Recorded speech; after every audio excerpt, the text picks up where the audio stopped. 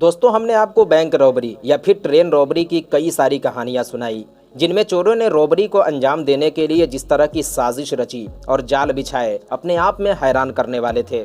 लेकिन क्या आपने इंडिया में होने वाली सबसे बड़ी ट्रेन रॉबरी के बारे में सुना, जिस रॉबरी को आज से ठीक 8 साल पहले 8 अगस्त 2016 को अंजाम दिया गया था। जिस रॉबरी को हिंदुस्तान में द ग्रेट ट्रेन रॉबरी के नाम से भी जाना जाता है। आपने देश और विदेश की कई सारी फिल्मों में देखा होगा कि ट्रेन अपनी पूरी रफ्तार से चल रही है और फिर कुछ लुटेरे चलती हुई ट्रेन में अंदर घुस जाते हैं, ट्रेन में चोरी करते हैं और फिर चलती हुई ट्रेन से बड़ी ही आसानी के साथ नीचे भी उतर जाते हैं। लेकिन ऐसी चोरियां बस फिल्मों में ही होती हैं, हकीकत से इसका कुछ लेना देना नहीं। लेकिन 8 अगस्त 2016 को जिस तरीके से एक ट्रेन में लूट की घटना को अंजाम दिया गया, जब आप इसकी पूरी कहानी सुनेंगे तो आप कहने पर मजबूर हो जाएंगे कि इन फिल्मों में दिखाए जाने वाले सीन हकीकत में भी बदल सकते हैं। द ग्रेट ट्रेन रॉबरी कई मानों में खास है। आप अंदाज़ा लगाइए कि 8 अगस्त 2016 को आरबीआई ने एक पैसेंजर ट्रेन के 2 कोच रिजर्व किए। एक कोच में 342 करोड़ रुपए रखे और उसे पूरी तरह सील कर दिया। दूसरी कोच में 18 पुलिस वाले, जो सभी हथियारों से लैस थे, इन पैसों की हिफाजत के लिए बैठे। ट्रेन अपनी पूरी रफ्तार यानी 70 किलोमीटर प्रति घंटे की स्पीड से अपनी मंजिल की तरफ बढ़ रही है। रास्ते में कहीं कोई खटपट नहीं, कहीं कोई शोर शराबा नहीं, न कहीं ट्रेन किसी सुनसान जगह घंटे 2 घंटे के लिए रुकी, जिससे किसी को शक हो कि लुटेरों ने इसी दरमियान इस घटना को अंजाम दिया हो। ट्रेन अपने टाइम से चली और अपने टाइम से ही मंजिल तक पहुंची भी, मगर फिर भी इस ट्रेन में डाका पड़ गया। इस ट्रेन से लुटेरों ने 5 करोड़ 78 लाख रुपए की चोरी की थी। जब चोरी का खुलासा हुआ तो शुरुआती जांच रेलवे और लोकल पुलिस ने की, लेकिन कोई फायदा नहीं और फिर इन चोरों को पकड़ने के लिए अमेरिकी स्पेस एजेंसी नासा तक की मदद ली गई। और जब इस चोरी का खुलासा हुआ तो पुलिस वालों से लेकर आम पब्लिक तक हर कोई सोचता रह गया कि चोरी के लिए कोई इस तरह की प्लानिंग भी कर सकता है। तो आइए जानते हैं इंडिया की उस ट्रेन रॉबरी की पूरी कहानी को आज की इस वीडियो में, जिसे सुलझाने के लिए इन्वेस्टिगेटिव एजेंसी को नासा तक की मदद लेनी पड़ी। बात 2016 की है। कहानी की सरजमीन है तमिलनाडु। तमिलनाडु में एक रेलवे स्टेशन है जिसका नाम है सेलम रेलवे स्टेशन। इसी सेलम रेलवे स्टेशन से एक ट्रेन चला करती थी जिसका नाम था सेलम चेन्नई एग्मोर एक्सप्रेस। 8 अगस्त 2016 को अपने निर्धारित समय रात 9 बजे इस पैसेंजर ट्रेन को चेन्नई के लिए रवाना होना था। इसी 8 अगस्त 2016 को आरबीआई यानी भारतीय रिजर्व बैंक ऑफ इंडिया ने इस पैसेंजर ट्रेन में 2 डब्बे बुक किए। दरअसल आरबीआई को कुछ पैसे चेन्नई भेजने थे। इस पैसेंजर ट्रेन की एक कोच में 226 अलग अलग लकड़ी के बक्सों में 342 करोड़ रुपए रखे जाते हैं। ये पैसे 3 अलग अलग बैंकों के थे, जिनमें पहला बैंक था स्टेट बैंक ऑफ इंडिया, दूसरा बैंक था इंडियन बैंक और तीसरे बैंक का नाम था इंडियन ओवरसीज बैंक। इन तीनों बैंक ने ये तमाम पैसे आरबीआई के हवाले कर दिए। अब सवाल है कि क्यों? आमतौर से जो नोट फट जाते हैं या फिर पुराने और ख़राब हो जाते हैं, लोग ऐसे नोट बैंक में जमा करा देते हैं और बैंक के पास ऐसे नोटों की तादाद जब बहुत ज़्यादा हो जाती है तो बैंक इन ख़राब नोटों को आरबीआई के हवाले कर देता है और आरबीआई इन ख़राब नोटों की जगह नए नोट छाप देती है। तीनों बैंक ने 342 करोड़ रुपए के रद्दी नोट आरबीआई के हवाले कर दिया। आरबीआई ने 18 पुलिस वालों की निगरानी में ये तमाम पैसे पैसेंजर ट्रेन की एक कोच में रखवा दिए और इन पैसों की देखभाल के लिए हथियारबंद 18 पुलिस वाले अगली कोच में बैठ गए। जिस कोच में पैसे थे उसे पूरी तरह सील कर दिया गया और अब ये train Chennai Egmore express 18064 Salem railway station से रात 9 बजे रवाना होती है। अब ये ट्रेन जिस स्टेशन पर रुकने वाली थी उसका नाम था विरुधाचलम।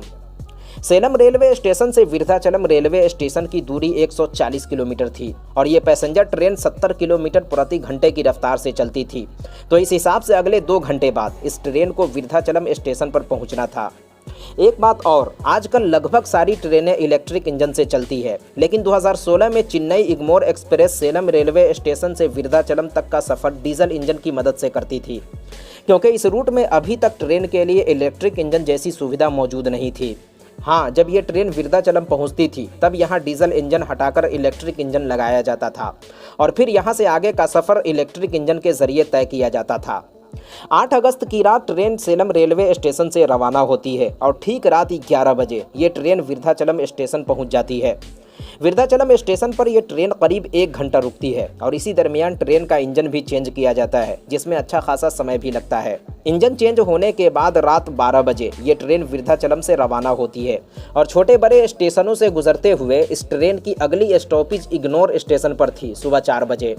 हालांकि इससे पहले भी कई छोटे मोटे स्टेशनों पर मिनट 2 मिनट के लिए ट्रेन रुकती है, लेकिन इग्नोर स्टेशन पर इस ट्रेन की लंबी स्टॉपेज थी। जब ट्रेन रुकी तो ट्रेन में बैठे पैसेंजर नीचे उतरकर इधर उधर घूमने लगे। चूंकि स्टॉपेज लंबी थी तो कुछ पुलिस वाले भी नीचे उतरे। इसी दरमियान एक पुलिस वाला कहता है कि जरा पैसे वाले कोच को चेक कर लिया जाए, सब ठीक तो है ना। एक पुलिस वाला कोच का ताला खोलता है और जब अंदर की तरफ झांकता है तो कोच के अंदर उसे हल्की फुल्की रोशनी आती दिखाई दे रही थी। उसे शक होता है कि ये क्या है, क्योंकि ये कोच पूरी तरह गुप्त अंधेरा था। अंदर की सारी लाइटें ऑफ थी तो फिर रोशनी आने का सवाल ही नहीं पैदा होता। ये जानने के लिए कि आखिर ये रोशनी आ कहाँ से रही है, एक पुलिस वाला कोच के अंदर जाता है तो पता चलता है रोशनी ऊपर से आ रही है। जब ऊपर की तरफ देखता है तो पुलिस वाले को कोच की छत में एक बड़ा सा होल दिखाई देता है। इतना बड़ा होल जिससे एक आदमी आसानी से अंदर दाखिल हो सकता है और इसी होल से स्टेशन पर जल रही लाइटें और हल्की फुल्की चांद की रोशनी आ रही थी। पुलिस वाला सोचता है कि इस कोच की छत में होल हुआ कैसे, कहीं ये होल पहले से तो नहीं था, लेकिन अगर इतना बड़ा सुराख होता तो ज़रूर किसी की नज़र पड़ती, कुछ न कुछ ज़रूर गड़बड़ है। जिसके बाद उसकी नज़र उन बक्सों पर जाती है जिनमें पैसे रखे हुए थे। पुलिस वाले दाएं बाएं देखता है, तमाम बक्से भी सही सलामत है, लेकिन कोच में बनी सुराख के ठीक नीचे 2-3 बक्सों का ताला खुला हुआ है और कुछ पैसे भी इधर उधर बिखरे पड़े हैं। इतना देखते ही पुलिस वाला समझ जाता है कि मामला क्या है। जिसके बाद वो ज़ोर से चिल्लाता है। उसकी आवाज़ सुनकर दूसरे पुलिस वाले भी कोच में घुसते हैं और फिर अंदर का नज़ारा देखकर उनकी भी चीख निकल जाती है। पुलिस वाले के हाथ और पांव फूल जाते हैं। उनकी समझ में कुछ भी नहीं आ रहा था कि ये सब हुआ कैसे, क्योंकि रास्ते में तो ऐसा कुछ भी नहीं हुआ जिस पर शक किया जाए। जिसके बाद पुलिस वाले तमाम बक्सों की गिनती शुरू करते हैं। 226 बक्से ट्रेन में मौजूद थे और सभी बक्सों के लॉक भी सलामत थे, सिवाय 4 बक्सों को छोड़कर। इन 4 में से एक बक्सा तो पूरी तरह खाली था, बाकी 3 बक्सों से भी कुछ पैसे गायब थे। जब पुलिस वालों ने गिनती किया तो पता चला इन 4 बक्सों से लगभग 5 करोड़ 78 लाख रुपए गायब हैं। इन बक्सों में ज़्यादातर 500 और 1000 के नोट थे, हालांकि कुछ बक्सों में 100 के नोट भी थे। जब 5 करोड़ 78 लाख का नाम सुना तो पुलिस वालों के होश उड़ गए, क्योंकि इन पुलिस वालों की हिफाजत में तमाम पैसे भेजे जा रहे थे और ये अपने आला अधिकारी को किस मुंह से कहेंगे कि इनके होते हुए ट्रेन में डकैती हो गई और 5 करोड़ 78 लाख रुपए लूटे गए हैं। अब हर एक पुलिस वाला दूसरे की मुंह तक रहा है, लेकिन डकैती की खबर देना भी ज़रूरी था। जब इस डकैती की खबर आला अधिकारी को दी जाती है तो उन्हें भी कुछ समझ में नहीं आता कि आखिर एक चलती हुई ट्रेन में इतनी बड़ी चोरी कैसे हो सकती है। खैर, बचे हुए तमाम पैसे आरबीआई के हवाले किया जाता है और इस मामले की छानबीन होती है।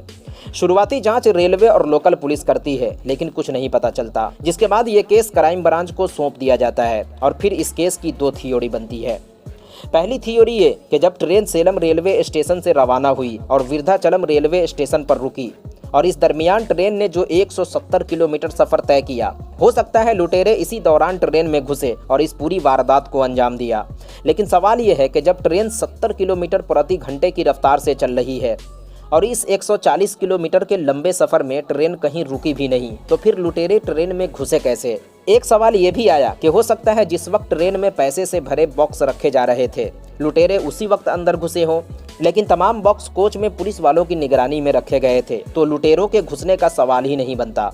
एक सवाल ये भी उठा कि हो सकता है जब ट्रेन सेलम रेलवे स्टेशन से रवाना हुई, लुटेरे उसी वक्त ट्रेन में चढ़े हों और ट्रेन की छत में होल बनाकर पैसे लेकर फरार हो गए हों। लेकिन ये बात भी किसी को समझ में नहीं आई कि चलती हुई ट्रेन से निकलकर छत पर चढ़ना और फिर होल बनाकर पैसे निकालना और फिर चलती हुई ट्रेन से ही पैसे लेकर छलांग लगाना।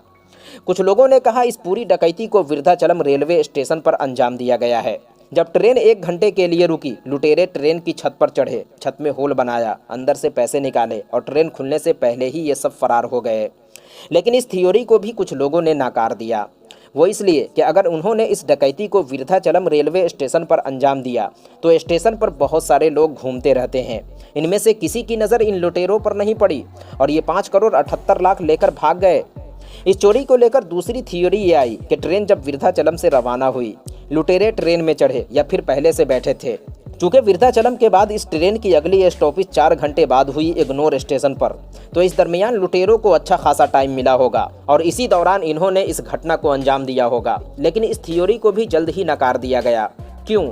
वो इसलिए कि ट्रेन जब सेलम रेलवे स्टेशन से रवाना हुई उस वक्त ट्रेन डीजल इंजन पर चल रही थी, तो लुटेरे सेलम स्टेशन पर ही ट्रेन में चढ़े और इन 2 घंटों के दरमियान जब ट्रेन पूरी रफ्तार से चल रही थी, लुटेरे अपनी जान जोखिम में डालकर ट्रेन की छत पर चढ़े, ट्रेन में होल किया, पैसे निकाले और ट्रेन जब विरुद्धाचलम में रुकी ये चुपके से फरार हो गए। और इस दरमियान लुटेरों को खतरा था तो बस तेज रफ्तार ट्रेन से नीचे गिरने का।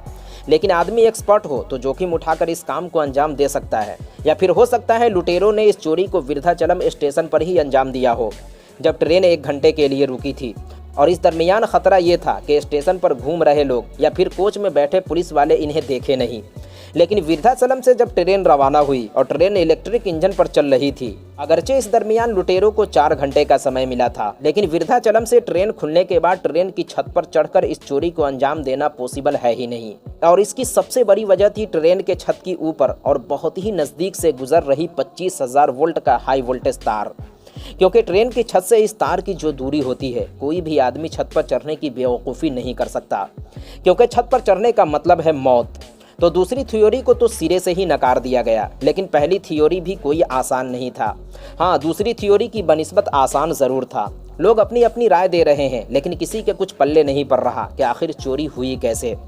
लोगों के मन में एक सवाल और चल रहा था, चूँकि ट्रेन में जो पैसे भेजे जा रहे थे वो एक बड़ी रकम थी, तो जाहिर सी बात है इसे उसी कदर सीक्रेट भी रखा गया होगा। और जब इतनी सिक्योरिटी के साथ पैसे भेजे जा रहे थे तो फिर इन लुटेरों को पता कैसे चला? कहीं किसी इंटरनल आदमी ने तो खबर लीक नहीं की?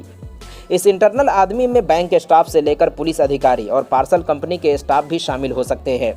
इन तमाम लोगों से पूछताछ की जाती है, लेकिन फ़ायदा नदारद।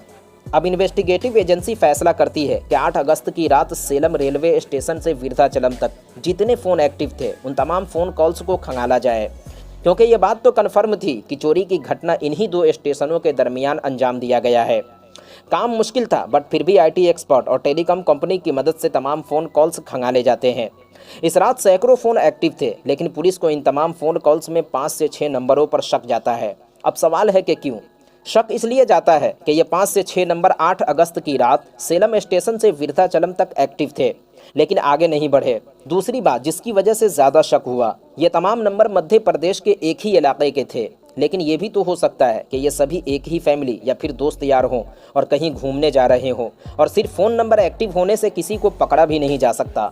लेकिन ये लोग शक के दायरे में थे। अब पुलिस इस डकैती की पहेली को सुलझाने के लिए नासा यानी अमेरिकी स्पेस एजेंसी तक की मदद लेती है। नासा से कहा जाता है कि 8 अगस्त 2016 की रात सेलम स्टेशन से विरुद्धाचलम तक की तमाम सैटेलाइट इमेजेस हमें दिए जाएँ। हालांकि तब तक इस चोरी को पूरे 2 साल बीत चुके थे, लेकिन नासा के पास ये तमाम सैटेलाइट फुटेज स्टॉक थे। नासा ने वो तमाम फुटेज भेजे, फिर पुलिस ने फुटेज और संदिग्ध फ़ोन नंबर के जरिए जांच पड़ताल शुरू की। मध्य प्रदेश के जो 4-5 नंबर एक्टिव थे उन सभी को अरेस्ट कर उनसे सख्ती से पूछताछ की। पुलिस के सख्ती के आगे ये सभी टूट गए और फिर इन लोगों ने 8 अगस्त 2016 की रात हुई डकैती की पूरी कहानी सुनाई। और वो कहानी कुछ यूँ थी।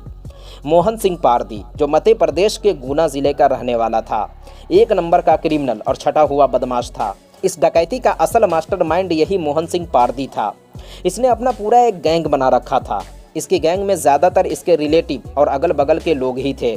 इस पर कई मुकदमे भी चल रहे थे, कई बार ये जेल भी जा चुका था। 2006 में मोहन सिंह पारदी ने कश्मीर में एक ही परिवार के 5 लोगों का कत्ल कर दिया, जेल गया और फिर जमानत पर बाहर भी आ गया। मोहन सिंह पारदी की आदत थी अलग अलग शहरों में घूमकर क्राइम करने की, और इस चोरी से कुछ दिन पहले ही वो तमिलनाडु पहुंचा था पूरी गैंग के साथ।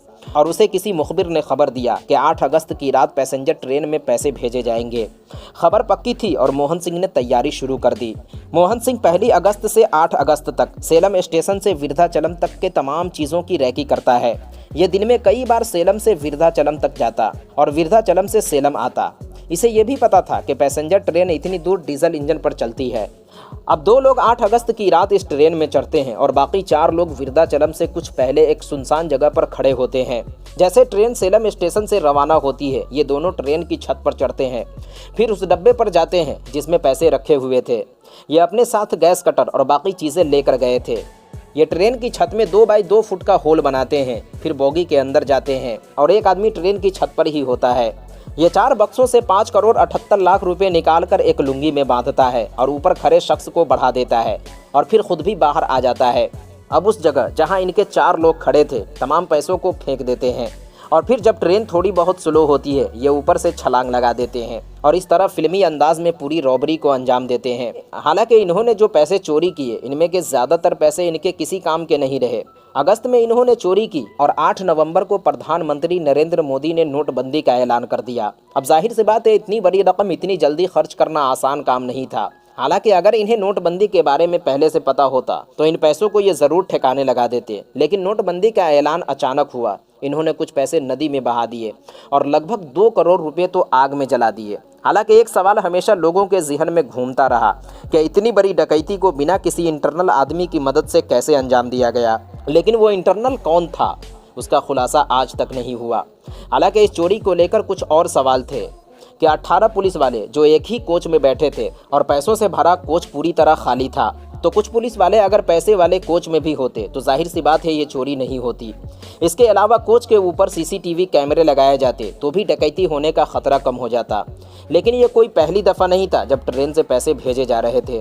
खुफिया तरीके से कई बार पैसे भेजे जाते हैं, लेकिन जब चोरी हो गई तो सभी को पता चल गया। हालांकि इस चोरी को अंजाम देना कोई आसान काम नहीं था और इस तरह की चोरी के बारे में कोई सोच भी नहीं सकता था।